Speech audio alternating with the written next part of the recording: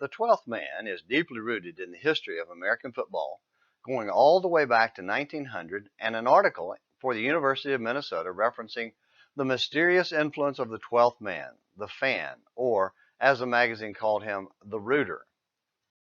It resurfaced 12 years later in an article about Iowa University. But it was immortalized by Texas A&M in 1921 when the coach called a basketball player out of the stands to suit up and stand on the sidelines just to fill in if any more players got hurt. Now, Mr. Gill never played it down, but was forever set in history as the 12th man. And to this day, fans all across America work to be known as the 12th man for their team. While the Bible does talk about the 12 apostles and even records a 12th man being chosen to replace Judas the betrayer in Acts 1, the 12th man isn't the goal for Christians. No, for us, it's the 10th man. And no, this has no reference to baseball in any form or fashion. Rather, this relates to an incident in the life of Abraham when God brought judgment on Sodom and Gomorrah because of their sin. Because Lot was living there, God told Abraham it was coming and promised to rescue Lot and his family from the destruction. That's in Genesis chapter 18, verses 16 through 21.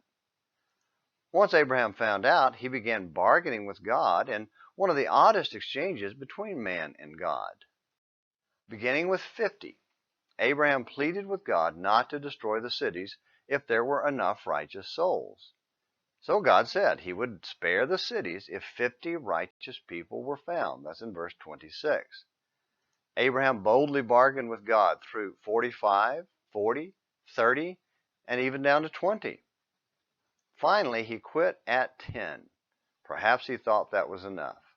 And God promised not to destroy the cities if 10 righteous souls were found. That's in verse 32. Sadly, not even 10 were found, and the cities were destroyed. So, what's the connection to us, to you and me, and the 12th man of today?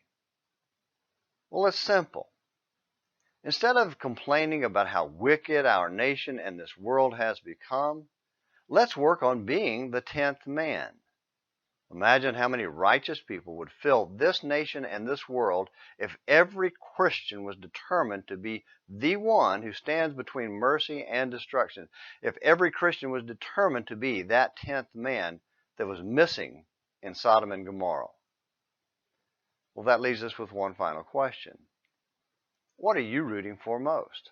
A righteous nation or a winning football team? Well, I'm rooting for you to be a righteous man or woman. And for you to come back tomorrow for more Morning Minutes in the Bible. Until then, this is James McClenny hoping you have a great day.